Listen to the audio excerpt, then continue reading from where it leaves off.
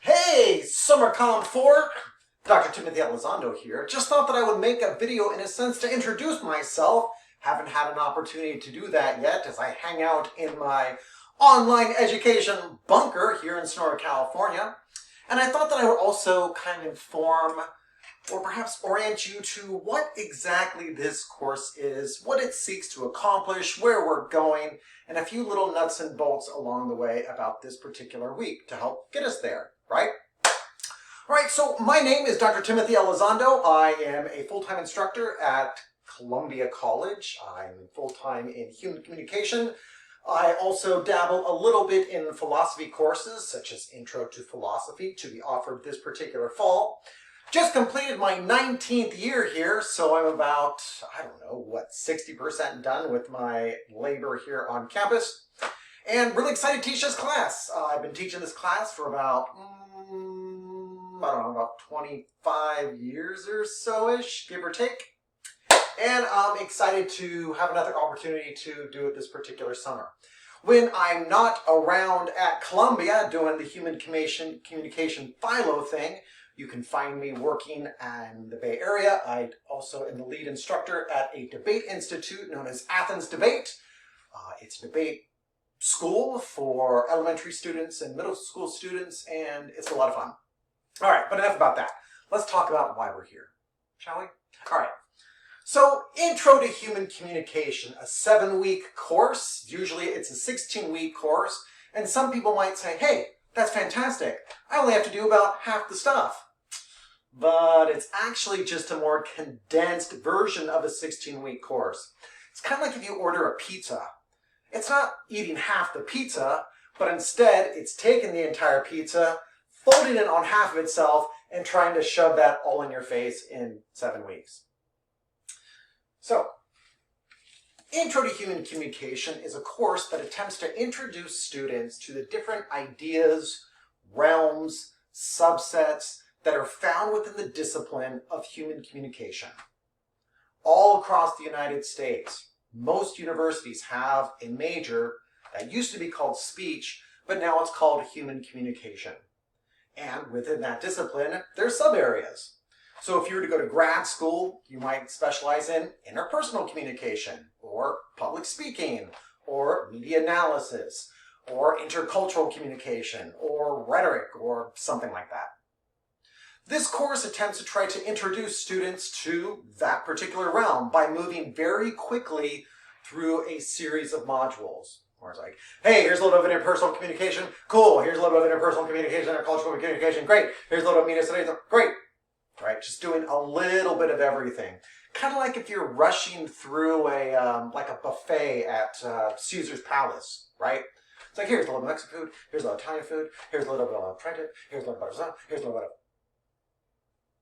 So, with that in mind, I would say the ultimate goal of the course is to attempt to help you become a more strategic communicator. I think the fancy word for that would be to increase your communication competency, which is really just a fancy word of saying become a more strategic communicator. And in order to attempt this particular goal, this course builds to 2 major assignments. First of all is an informative speech where a student is going to have to deliver a 4 to 6 minute speech on a particular subject of their choice. And if you've noticed, we've already started that particular process in module number 1 by being, hey, here's an assignment. And now we're going to start doing assignments that help you think about what's the idea, and then how do we research, and then how do we structure it, because a speech is a highly structured thing. All right? So that's the first assignment that we're all kind of building towards. The second assignment is a group project. And yes, I think off in the distance I hear the collective enthusiasm for a group project. You've been placed into groups this particular week. You can find that under group projects.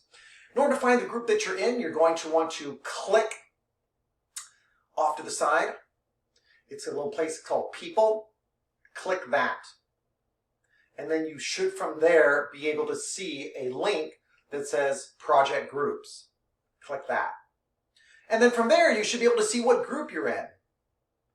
And what's wonderful about Canvas is that each group has their own way to communicate to each other through Canvas.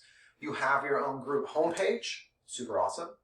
You can also send out, you can create like a little message board to like share documents, super fantastic.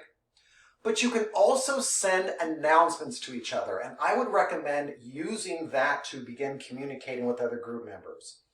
Thing about the discussion page with that's on your group page is that if you type something in the discussion, your other group members may not know you've typed it unless they actually go and look. Versus if you send out an announcement, it's sent independently to their email boxes and it's kind of put directly in their face. So I would highly recommend using that to begin communicating, because there are going to be a series of assignments where you're going to have to meet with your group in order to complete the objective. The group assignment that we're going to be building towards is a group assignment where groups have to compare 2 different reality shows. 2 of my favorite shows. One is the television show Survivor, an American-based show where players gather in some sort of remote location, play a series of games, and attempt to vote each other out until there is one survivor left. That person is determined to be the winner. The other reality show is called The Genius Game. It's a game from South Korea where a bunch of smart people gather in a house and each episode play a different intellectual or social game in an attempt to win the game so that they stay in the house. But what I find really interesting about these 2 different shows is the way the players communicate with each other. And so, your group is being asked to compare and contrast these 2 shows as it relates to the language of the textbook. So ideas such as leadership, communication, culture, conflict, media presentation, all become possible ideas that students can use to compare Survivor to The Genius Game. All right, so 2 major assignments that we're building towards. 1 particular textbook, moving through the course in 7 particular weeks. I think that's basically the overall gist of it. What do you think? All right, tell you what, how about, if you're still listening to this, how about a little extra credit? How about if you put in the Q&A cafe for week number 2 a suggestion of what I should call my online education space? Because I don't really know if like, hey, this is my online education space. I don't know if that's really that catchy. I want something a little like, I don't know, something a little bit more like flavor. Something a little more like, I don't know, je ne sais quoi. So I don't know, should it be like the teacher's lair? Or I don't know, like the learning dungeon? Or I don't know, whatever you think, but I want to name it. Because I want to have like this like neon sign outside that lets people know what this place is called. So if you could give me a really snazzy kind of name or like a proper noun, I would really appreciate it. How's that sound? And if you do, 5 extra credit points. How's that sound? All right? All right, if you have any questions, feel free to let me know. I'm always here to help. I'm just a click away in cyberspace. And on to week 2, all right? Thanks.